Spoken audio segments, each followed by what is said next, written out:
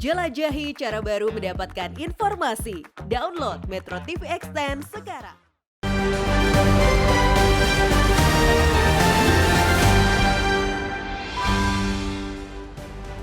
Selamat pagi pemirsa, hilirisasi hasil tambang diharapkan mampu memberikan nilai tambah dan penciptaan lapangan kerja yang akan menopang peningkatan kesejahteraan rakyat. Besarnya nilai ekonomi dari hilirisasi dengan memberikan nilai tambah komoditas seharusnya berbanding peningkatan ekonomi dan peningkatan kesejahteraan rakyat. Pemirsa, inilah editorial Media Indonesia di hari ini Senin 24 Juli 2023 dengan tema Fata Morgana Hilirisasi Nikel bersama saya Leonard Samosir. Dan Anda semua para pemirsa nanti bisa ikut menyatakan pendapat Anda dengan menelepon nomor telepon 021 583 99 100. Dan pemirsa, pagi ini telah hadir bersama saya anggota Dewan Redaksi Media Group Abdul Kohar. Mas Kohar, selamat pagi. Selamat pagi. Sehat-sehat, Mas? Sehat, alhamdulillah. Kita bicara soal Fata Morgana. Saya menarik juga melihat judulnya kenapa disebut Fata Morgana hilirisasi nikel. Tapi kita lihat dulu sebelum membahas editorial itu, Mas Kohar, ada beberapa berita pemirsa yang diperhatikan Media Indonesia. Yang pertama, ini adalah headline Media Indonesia untuk hari ini. Dulu relawan, kini jadi loyalis. Ini maksudnya dulu relawan, kini sudah jadi tidak rela atau bagaimana nih, Mas Kohar? Ya, relawan itu kan sebetulnya prinsipnya berbeda dengan loyalis. Kalau loyalis itu apapun yang diperbuat oleh orang yang mereka junjung itu ya harus dilindungi. Apapun tindakannya. Apakah tindakan tersebut sebetulnya melenceng atau lurus? Kalau lurus oke aja. Tetapi kalau melenceng dan mereka tetap loyal, tidak kritis, ya itu bahaya. Artinya kemudian relawan itu sudah setara dengan sebuah organisasi tersendiri yang tujuannya adalah untuk sebagai backbone kekuasaan. Nah, ini yang dikritik oleh pengamat bahwa ada tendensi bahwa kecenderungan relawan itu sekarang sudah bergeser. Relawan itu mestinya kan mereka dengan sukarela, mengumpulkan dananya pun juga sukarela. Mereka mendukung sosok atau tokoh itu karena kesamaan visi dan misi. Gagasan yang dibawa. Ide yang dibawa. Nah, ide itu kemudian diturunkan menjadi aksi. Nah, tetapi ketika ada beberapa turunan dari ide itu yang tidak tepat, mestinya relawan harus kritis gitu loh.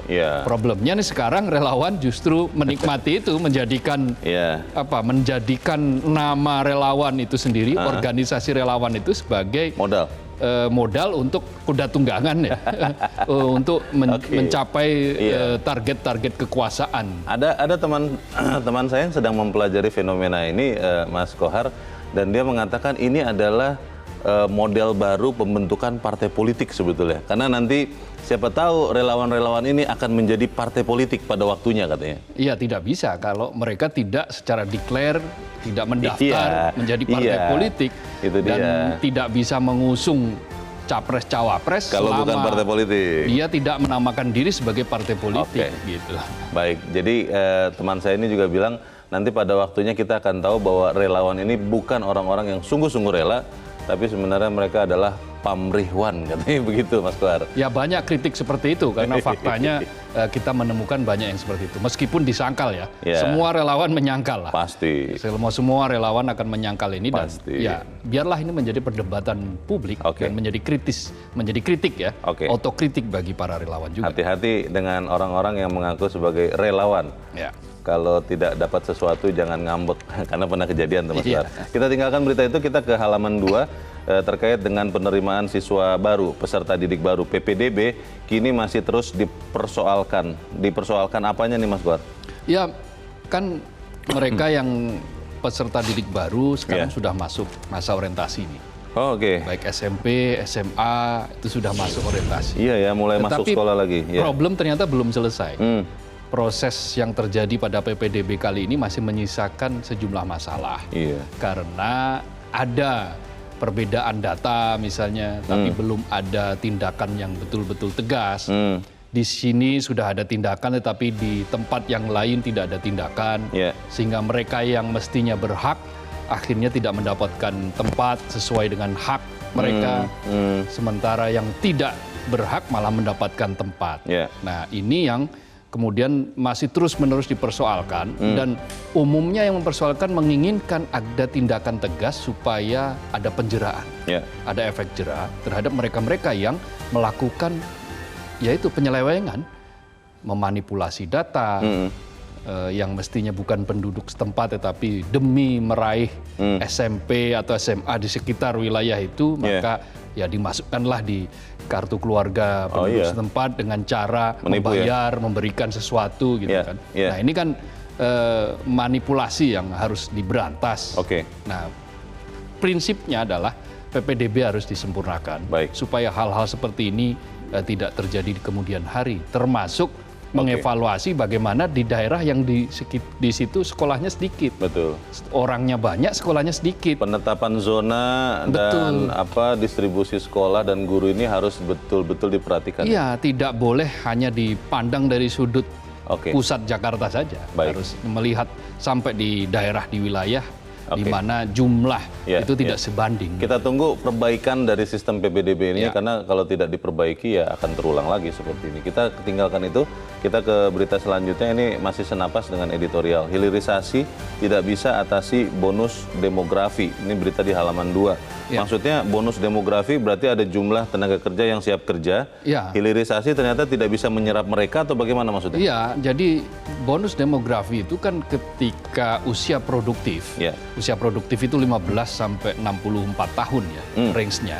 Itu jumlahnya melampaui dari mereka-mereka yang tidak ada di bawah, masih balita gitu, atau remaja, atau yang sudah tua, Nah, ada dua kategorisasi itu. Nah, ketika nanti bonus demografi, puncak bonus demografi itu kan jumlahnya 70% dari penduduk kita berada dalam usia produktif. Mestinya mereka yang berusia produktif ini bisa disalurkan ke dalam sebuah lapangan pekerjaan yang juga membuat mereka bisa makin produktif, sehingga nilai tambahnya itu luar biasa. Tetapi faktanya hilirisasi sejauh ini boro-boro menghasilkan produktivitas, mengangkat kemiskinan saja masih gagal. Tidak bisa menyerap itu karena memang tenaga kerja atau yang disebut bonus demografi orang Indonesia ini tidak mampu, tidak punya skill, tidak punya kemampuan yang dibutuhkan, atau karena memang ada tenaga kerja asing yang masuk ke sini juga, Mas Kohar? Ya, kualitas pertumbuhan kita yang dipacu atau dipicu oleh hilirisasi ini belum sampai pada tahap kemampuan meningkatkan penyerapan tenaga kerja. Satu itu. Tapi kedua juga banyak sekali tenaga kerja asing yang masuk ke Indonesia yang sebetulnya pekerjaan ini bisa dikerjakan oleh orang lokal, pekerja lokal. Tidak butuh skill tinggi. Iya.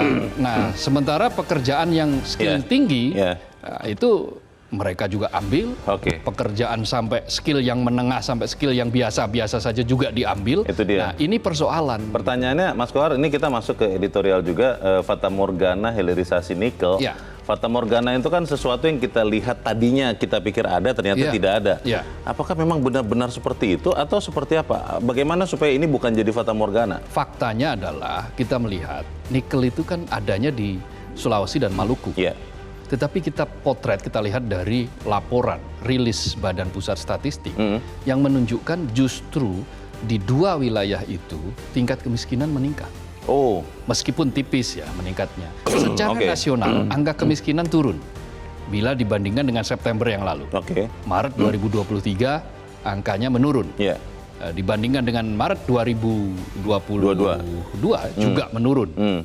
Tetapi untuk wilayah Sulawesi dan Maluku yang adalah sumber nikel, di sana terdapat hilirisasi, ternyata belum mampu mengangkat angka kemiskinan yang dari tadinya di angka yang masih tinggi untuk kemudian menjadi rendah, malah naik. Nah, ini yang menjadi problem, fakta bahwa ternyata hilirisasi belum mampu mengatasi kemiskinan. Karena katanya mestinya seperti itu. Karena katanya Mas Kohar, ini untuk bisa disampaikan kepada rakyat yang di bawah butuh waktu, Mas. Katanya kan trickle down effect itu kan butuh waktu untuk terjadi. Kita akan bahas itu, Mas Kohar, dan pemirsa, inilah editorial Media Indonesia untuk hari ini, Senin 24 Juli 2023, Fata Morgana hilirisasi nikel.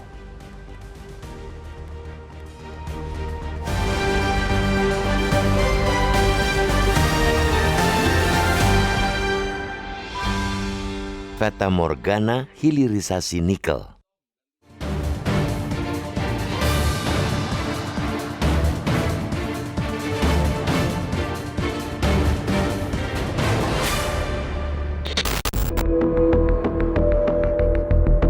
Hilirisasi hasil tambang jelas diharapkan mampu memberikan nilai tambah dan penciptaan lapangan kerja yang akan menopang peningkatan kesejahteraan rakyat. Hal yang semestinya terwujud dalam kebijakan hilirisasi nikel yang diklaim pemerintah sukses, yakni Menteri Koordinator Bidang Kemaritiman dan Investasi Luhut Binsar Panjaitan yang memaparkan bahwa nilai ekspor produk nikel hasil hilirisasi telah mencapai 33,81 miliar US dollar atau 504,2 triliun rupiah pada tahun 2022. Angka tersebut lebih besar 745% dari nilai ekspor pada 2017, ketika Indonesia hanya mengekspor bahan mentah berupa biji nikel. Nilai ekspor nikel pada 2017 hanya sekitar 4 miliar US dollar. Jelas sebuah kenaikan fantastis yang harapannya tentu akan mendongkrak kesejahteraan penduduk. Tahun ini sampai pada April 2023, realisasi nilai ekspor nikel hasil hilirisasi sudah mencapai 11 miliar US dollar atau 165 triliun rupiah. Dengan raihan tersebut, ekspor hasil hilirisasi nikel diproyeksikan tahun ini juga akan naik. Progresifnya hilirisasi juga mengakselerasi pertumbuhan ekonomi di sentra hilirisasi nikel di Sulawesi dan Maluku. Sulawesi dan Maluku adalah dua wilayah di Indonesia yang kaya akan cadangan nikel. Di Sulawesi, beberapa wilayah yang dikenal memiliki cadangan nikel adalah Morowali, Konawe, dan Kolaka. Di Maluku, Pulau Halmahera adalah salah satu wilayah yang memiliki cadangan nikel yang signifikan. Sejumlah perusahaan besar baik dari dalam maupun luar negeri telah berinvestasi dalam industri pertambangan nikel di dua wilayah ini untuk memanfaatkan sumber daya alamnya. Perekonomian Sulawesi tumbuh 7% secara tahunan pada triwulan 1 2023, lebih tinggi dibandingkan triwulan 1 2022 yang sebesar 5,52%. Pertumbuhan ekonomi Maluku juga mengalami kenaikan sebesar 5,12%.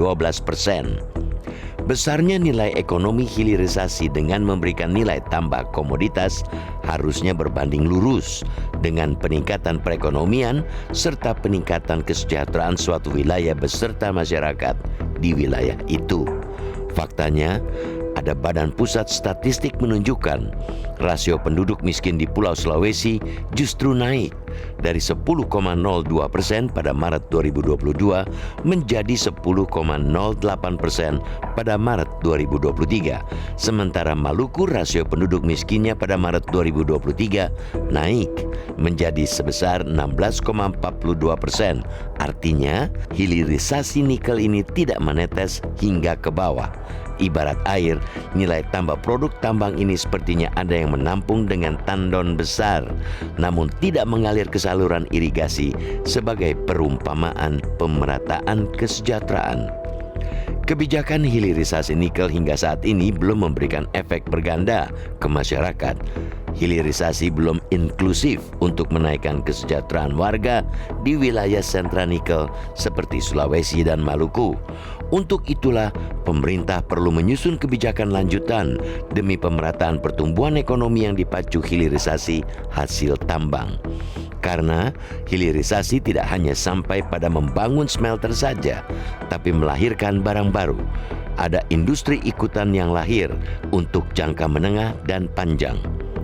Agar pertumbuhan ekonomi tinggi tidak hanya di atas kertas, tidak boleh hanya angka-angka yang hanya dinikmati segelintir pemilik modal saja, namun juga harus bisa dirasakan seluruh rakyat Indonesia. Di tengah laju hilirisasi nikel dan sumber daya alam lainnya, yang harus dipikirkan secara cermat adalah dampak kerusakan lingkungan. Bila kerusakan lingkungan dibiarkan, akan merusak mata pencarian penduduk lokal, seperti pertanian dan kelautan. Sementara hilirisasi industri lebih kepada teknologi, bukan padat karya. Walhasil, sangat sedikit sumber daya manusia lokal yang terserap dalam dunia kerja. Pastikan hilirisasi nikel bukan fata morgana untuk meningkatkan taraf hidup warga di sekitar wilayah pertambangan.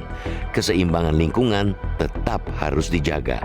Di sisi lain, pendapatan sektor pajak dari hilirisasi nikel untuk daerah harus benar-benar dirasakan oleh penduduk lokal. Jangan menguap, lenyap tanpa jejak begitu saja. Kemiskinan harus diberantas sampai ke akar-akarnya, sehingga pembangunan memiliki makna yang hakiki. Pembangunan bukan jargon politik untuk sekedar mendulang suara dalam pemilu.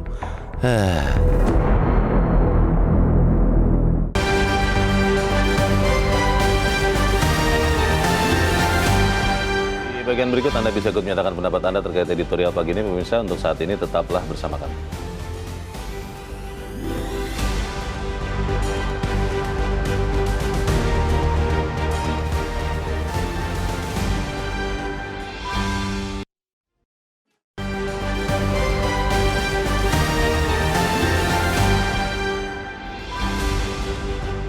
Terima kasih Anda masih bersama kami di Editorial Indonesia, dan saat ini sebelum kita berdiskusi, Mas Kohar, kita mau bertanya dulu. Kita sudah tersambung lewat saluran telepon dengan Direktur Center of Economic and Law Studies atau CELIOS, Bima Yudhistira. Mas Bima, selamat pagi. Ya, selamat pagi. Ya, Mas Bima, terkait dengan hilirisasi nikel, tujuannya baik untuk meningkatkan nilai tambah, tapi fakta menunjukkan bahwa ternyata tingkat kemiskinan ya di Sulawesi dan di Maluku, dua sumber nikel itu belum membaik signifikan, meskipun nilai tambah karena memang ekspor sudah diolah sedikit di dua daerah itu sudah meningkat ratusan persen. Pertanyaannya adalah apakah memang supaya kemudian rakyat di daerah itu juga ikut sejahtera memang butuh waktu atau seperti apa, Mas Bima? Iya, jadi ada kontradiksi yang kita perhatikan ya. Misalnya di daerah Sulawesi Tengah. Sulawesi Tengah itu kemiskinannya masih tinggi, ketimpangannya juga, bayangkan ya, 20% kelompok pengeluaran masyarakat yang paling kaya, ya paling atas yang ada di Sulawesi Tengah, itu menguasai lebih dari 40% total pengeluaran di sana. Jadi ada ketimpangan yang sangat nyata. Sementara Sulawesi Tengah spesifik, itu di daerah industri yang ada nikel smelter dan penambangan di sana, itu menguasai 60% dari total ekspor produk olahan nikel se-Indonesia Raya. Jadi artinya ada kontradiksi, kontribusi semakin besar di dalam produksi olahan nikel, smelter banyak dibangun di sana, bahkan satu kawasan industri bisa lebih dari 40 perusahaan, tapi kenapa dampak bergandanya kecil? Nah ini saya meragukan apakah multiplier effect atau dampak berganda ini menunggu waktu begitu. Karena kalau menunggu waktu, kita melihat apanya yang menunggu waktu. Smelter itu sudah dibangun mungkin dari 2017, ada yang dari 2018, artinya sudah berjalan 5 tahun sampai sekarang. Kemudian ada problem soal masalah tenaga kerja yang disparitasnya antara tenaga kerja lokal dengan tenaga kerja asing, soal gaji, soal tunjangan, bahkan soal alat pelengkap diri, alat pengaman diri yang ada di sana itu sangat jauh gapnya. Jadi kalau tidak ditata sejak awal smelter berdiri, maka mengharapkan dampak bergandanya pun juga akan sangat kecil. Belum lagi smelter ini kan relatif pabrik yang ya butuh tenaga kerja, iya, tetapi lebih ke arah teknologi-teknologi yang memang kita impor. Jadi dampak dari teknologinya juga kita tidak dapat, tidak ada alih teknologi. Kemudian dari transfer tenaga kerja, sehingga tenaga kerja tadi gajinya terus meningkat, juga hanya sebagian kecil. Nah kenapa? Karena tenaga kerjanya juga sebagian besar diambil dari Tiongkok misalnya untuk tenaga kerja tertentu. Iya, dan itu juga akhirnya apa? Ketika mereka digaji, mereka akan mengirimkan remitansi ke luar negeri. Di situ pun juga ada potensial loss yang cukup besar. Nah, belum kita bicara banyak soal pendapatan daerah dan penerimaan pajak. Oke. Mas Bima, ini kan tujuannya sebetulnya baik ya, meningkatkan nilai tambah supaya bukan orang asing saja yang menikmati nilai tambah dari barang mentah, salah satunya nikel. Tapi ketika faktanya ternyata efek langsung kepada rakyat itu belum signifikan, ada cara perbaikannya tidak kalau Anda lihat, Mas Bima? Ya, saya pikir banyak ya poin yang perlu diperbaiki di dalam pengolahan smelter atau nilai tambah nikel ini. Yang pertama, kalau memang kita ingin serius memperbaiki rantai pasok nikel, itu keluar dari Morowali, keluar dari Konawe, keluar dari Pulau Obi, di kawasan industri itu sudah berbentuknya barang jadi. Jangan kemudian barang yang masih setengah jadi, ferronikel, pig iron, itu sudah dapat insentif besar-besaran. Jadi harus dirubah. Kemudian yang kedua, saya pikir adalah bagaimana diskriminasi antara tenaga kerja lokal dengan tenaga kerja asing itu terus dikecilkan. Jadi soal penggajian, soal proporsi tenaga kerja juga, kemudian juga soal masalah keselamatan kerjanya, itu harus dibuat sama. Dan ketiga adalah evaluasi seluruh insentif, pajak, dan juga bagian dari daerah. Ini penting nih. Jadi ada pabrik besar di depan mata kita, tapi pemerintah daerah tidak mendapatkan bagian yang besar juga. Kenapa? Karena dianggap proyek strategis nasional dan terdaftarnya di OSS. Nah, jadi ada rezim yang kemudian ditarik semuanya ke pusat. Sementara daerah tidak mendapatkan hak yang kemudian besar, padahal ini era otonomi daerah. Jadi itu perlu juga dievaluasi. Baik. Ini masukan yang sangat signifikan, yang sangat jelas, dan semoga ini juga bisa mencerahkan kita semua, termasuk para pemangku kepentingan ya, yang bisa menentukan perjalanan arah hilirisasi nikel ini. Untuk saat ini terima kasih Direktur Selios Bima Yudhistira sudah mencerahkan kami pagi ini. Selamat pagi Mas Bima. Mas Kohar, sedikit saja. Kalau tadi ada masukan yang konkret ya, tapi pertanyaannya adalah apakah itu akan bisa dilakukan? Karena kalau pusat sudah menikmati dalam tanda petik, kan tidak mau berbagi juga ya. Kalau itu sebegitu signifikannya kepada daerah, tapi kita harus jeda dahulu. Mas Kohar dan pemirsa tetap bersama kami. Editorial Media Indonesia segera kembali.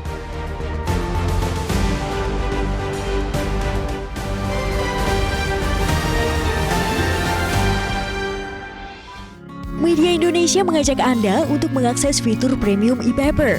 Dengan sajian konten berbasis intelektual dan meneguhkan kebangsaan, Media Indonesia tampil dengan lebih dinamis melalui e-paper Media Indonesia yang dapat Anda akses kapan saja, di mana saja. Caranya mudah, download aplikasi Media Indonesia di Android atau ketik link e-paper.mediaindonesia.com atau bisa scan QR Code pada layar kaca Anda.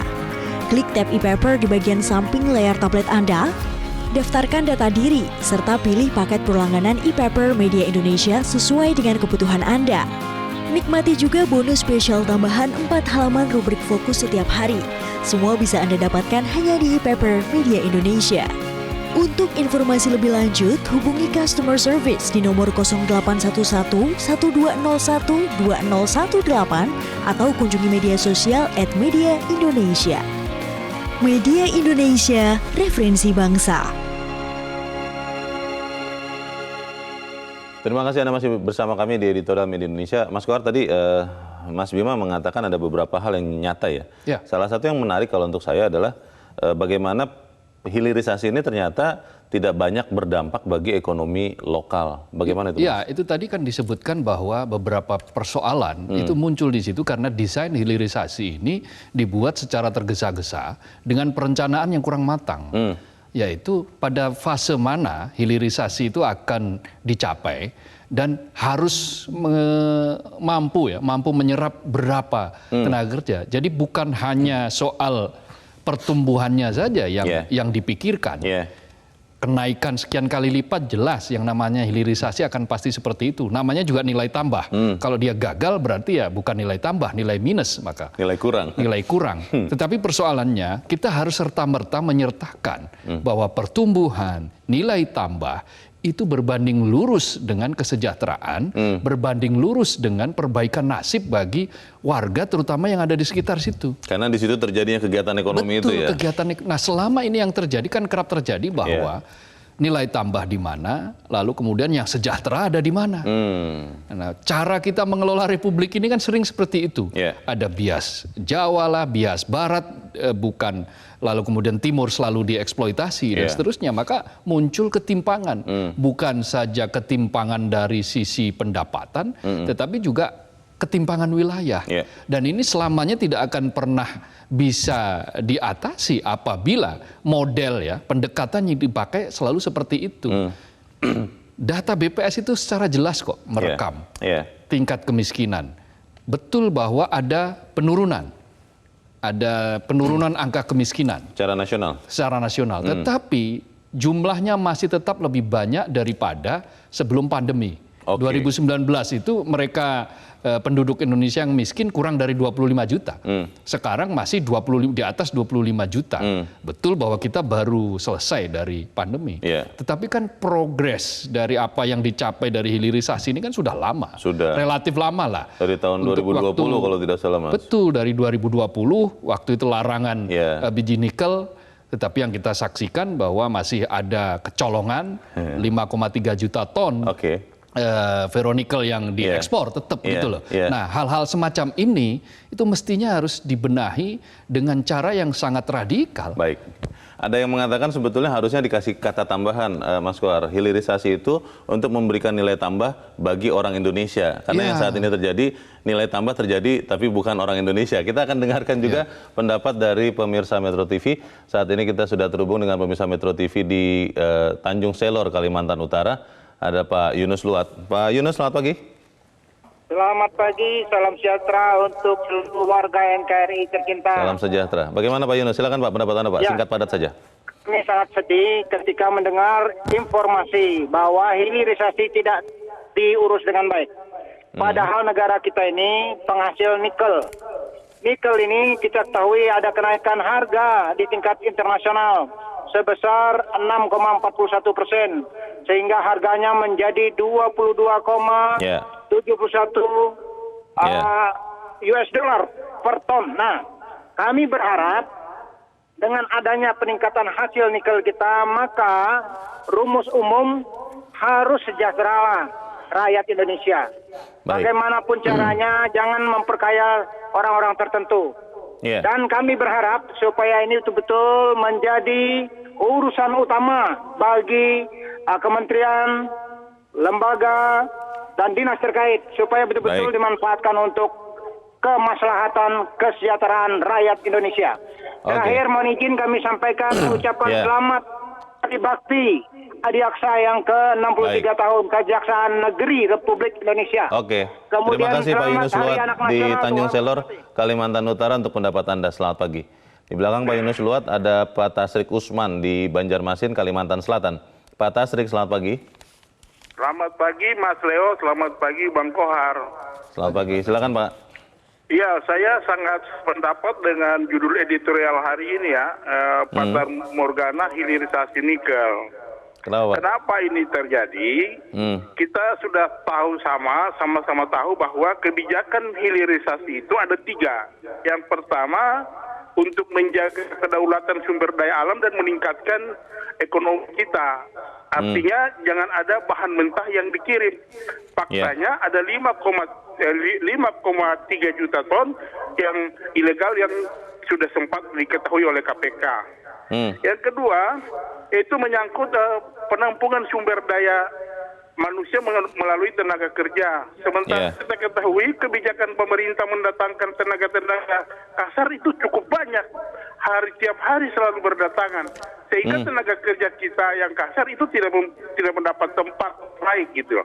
Dan yang ketiga menyangkut peningkatan kesejahteraan atau kemakmuran masyarakat. Kita ketahui data BPS terakhir di 2 tempat ini, di Sulawesi dan di Ambon, itu ada kenaikan tingkat kemiskinan 0,2%.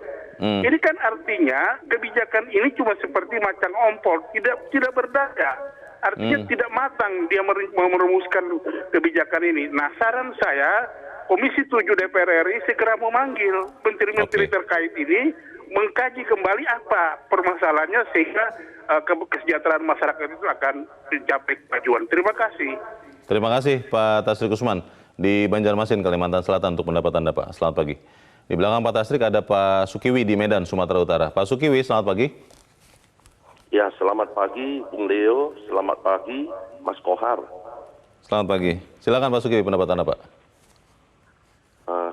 Hati kita sangat miris ya, sangat sedih melihat kondisi hilirisasi ini dan berita-berita yang kita dengar ya, di mana ada bahan mentahnya juga yang dikirim ke luar negeri sampai sekian juta ton.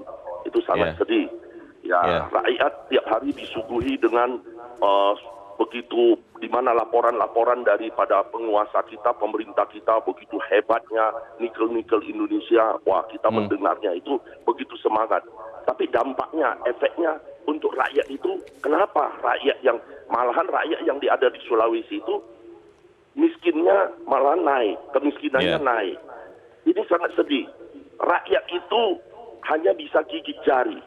Padahal tujuan daripada kita adanya hilirisasi ini untuk kesejahteraan rakyatnya. Nyatanya ini kan tidak ada. Yang menikmati ini sekarang kita lihat di Indonesia ini, yang kaya semakin kaya. Ya. Kemudian siapa yang dekat dengan penguasa, itulah mereka yang menikmati. Sedangkan rakyat kecilnya ya hanya bisa gigit jari. Sangat sedih.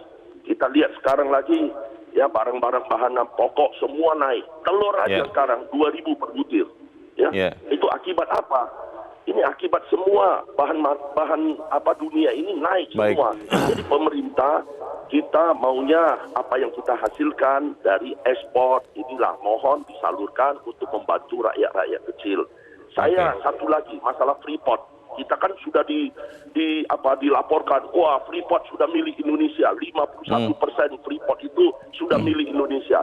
Tapi sampai hari ini saya belum mendapatkan berapa penghasilan dari Freeport yang masuk ke kas negara.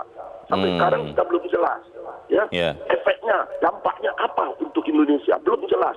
Kita tahu lagi begitu banyak proyek-proyek besar itu hasilnya belum jelas untuk kas negara. Mohonlah pemerintah harus lebih jujur, apalagi ini tahun politik, jangan dimanfaatkan oleh pihak-pihak lain untuk menjadi konsumsi publik, untuk menjadi kampanye untuk politik. Terima kasih. Terima kasih Pak Sukiwi di Medan, Sumatera Utara. Selamat pagi Pak. Kalau melihat pendapat dari pemirsa ini, Mas Kohar, kan mereka mengatakan, tadi Pak Tasrik menarik ya, bagaimana sebetulnya perbaikan-perbaikan itu harus dilakukan, tapi pertanyaannya itu akan dilakukan atau tidak? Karena kan kalau bicara smelter nikel, itu ada sekian perusahaan, terutama dari Tiongkok ya, yang ada di Sulawesi, di Maluku, kan sudah berjalan. Kontrak mungkin sudah terjadi. Apakah kemudian bisa diubah di tengah jalan? Bagaimana, Mas? Kan kontrak itu bisa direview ketika kita itu yang mengendalikan itu kontrak. Menjadi susah direview kalau semua kita serahkan. Itu sama kayak menyerahkan leher kita untuk ditebas. Hal-hal semacam ini mestinya itu harus disadari sejak awal. Konstitusi kita mengamanatkan bahwa bumi dan air dan kekayaan alam yang ada di dalamnya dikuasai oleh negara untuk sebesar-besar kemakmuran rakyat, kan gitu. Rakyatnya Indonesia ya? Rakyatnya rakyat Indonesia, bukan rakyat yang lain. Nah, tadi disampaikan oleh Mas Bima Yudhistira bahwa ada keuntungan ganda yang dinikmati oleh Tiongkok ketika mereka menikmati hilirisasi nikel ini. Sudah pertama itu barangnya kemudian dijual ke Tiongkok dengan harga yang relatif lebih murah dari pasar internasional, karena yang dikirim ke sana kan sudah setengah jadi kan. Betul. Tapi diolahnya menjadi betul-betul jadi kan di Tiongkok. Gitu. Lalu sudah begitu ada tenaga kerja Tiongkok yang mereka mendapatkan fasilitas yang lebih, yang remitansinya juga lari ke Tiongkok lagi. Betul. Nah ini kan pendapatannya uang-uangnya kan lari ke sana, ke Tiongkok lagi. Lalu ada beberapa hal yang daerah itu menjadi tidak mendapatkan karena ini dimasukkan dalam PSN, program strategis nasional yang ditarik oleh pusat. Gitu loh. Nah, hal-hal seperti ini yang disebut dulu sering dikatakan bahwa trickle down effect itu akan selalu menjadi bahan nyinyiran. Kenapa? Jangankan menetes. Merembes sedikit saja tidak gitu loh. Jadi uapnya saja tidak terasa begitu ya. Nah, ini yang sangat diharapkan oleh masyarakat dan terkonfirmasi melalui data-data yang baru dirilis oleh Badan Pusat Statistik. Apakah itu tentang kemiskinan, apalagi tentang ketimpangan. Nah, ketimpangan ini yang harusnya terus-menerus dikurangi, diminimalkan ketika 20% orang terkaya menguasai 40% seluruh ekonomi di daerah Sulawesi katakan Sulawesi Tengah misalnya, yang di situ banyak berdiri smelter, yang memberikan kontribusi 60% bagi seluruh ekspor nikel di Indonesia. Itu kan sudah menunjukkan bahwa tingkat ketimpangan ini sudah sangat tajam, karena ini harus diurai, dibedah. Nah, pada titik mana ini harus dimulai? Masih ada waktu beberapa bulan ke depan, misalnya kita review, kita dengarkanlah kritik masyarakat ini. Jangan setiap kritik itu diartikan anti pembangunan. Jangan setiap kritik itu berarti dia kubu orang lain, bukan kubu pemerintah. Jangan seperti itu, karena kritik itu akan menjadi obat yang mujarab bagi perbaikan kesejahteraan masyarakat. Mas Kohar, pernah dikatakan oleh Menteri Investasi Bahlil Lahadalia ketika wartawan menanyakan kenapa yang masuk ke smelter itu di Sulawesi, di Maluku itu kebanyakan adalah asing atau Tiongkok dalam hal ini. Dan Menteri Investasi mengatakan ya itu salahnya investor lokal, kenapa tidak mau membiayai hilirisasi atau smelterisasi ini. Itu bagaimana, Mas? Ya, ini kan jawaban daripada tidak menjawab, kan kira-kira begitu. Karena sebetulnya kan masih harus ada upaya yang lebih clear lagi untuk meyakinkan investor dari dalam negeri.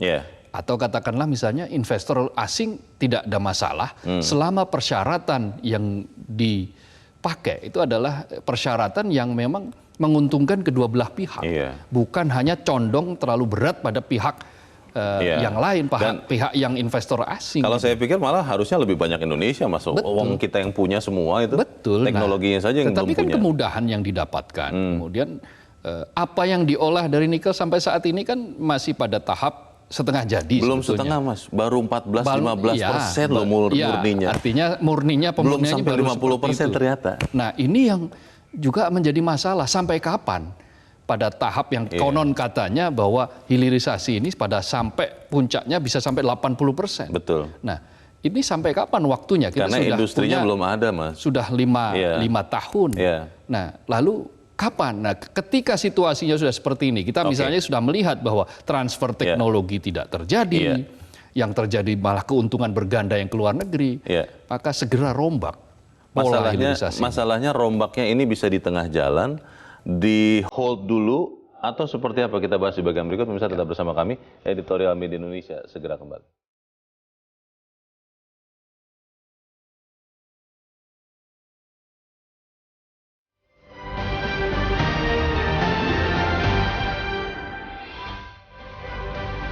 Terima kasih Anda masih bersama kami. Kita di bagian akhir dari diskusi kita pagi ini. Mas Kohar, pertanyaan besar kita untuk hilirisasi nikel, ketika kita temui ada berbagai hal yang tidak semestinya, apakah kemudian di tengah jalan kita koreksi karena nanti berbenturan dengan kontrak itu, Mas, atau ditahan dulu, atau seperti apa? Ada banyak kontrak-kontrak yang kita review, yang kita nilai. Karena apa? Karena kontrak tersebut salah, bisa jadi salah itu karena ada poin-poin di mana ternyata tidak dilaksanakan oleh mereka yang men-sign.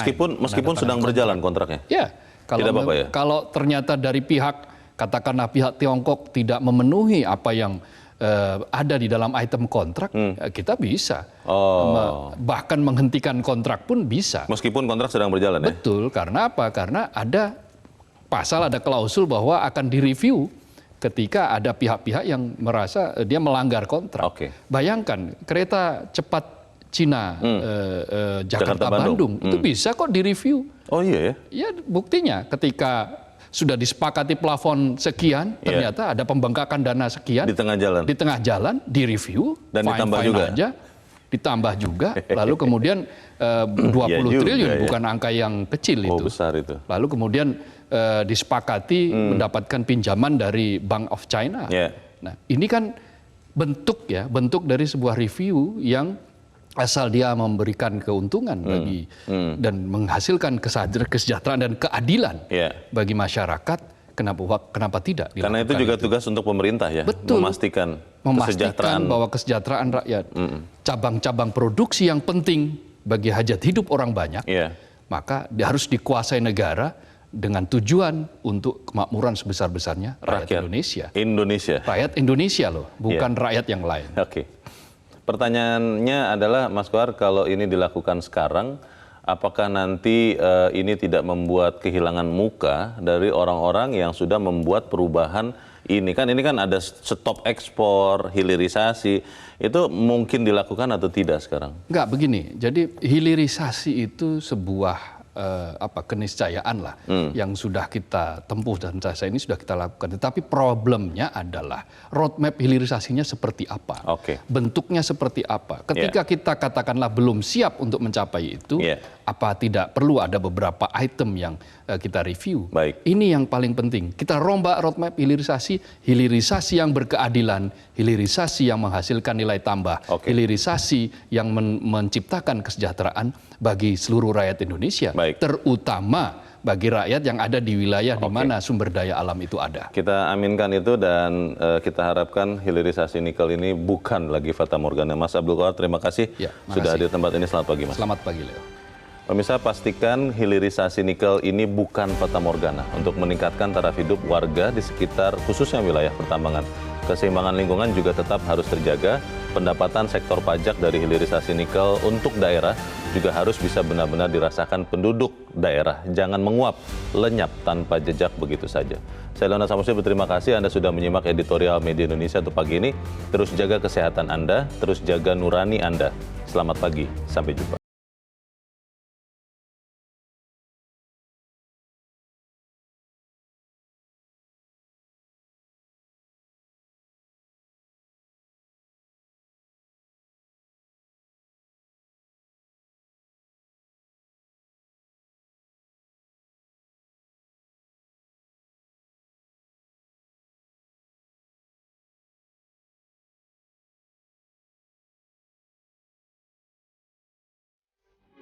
Metro TV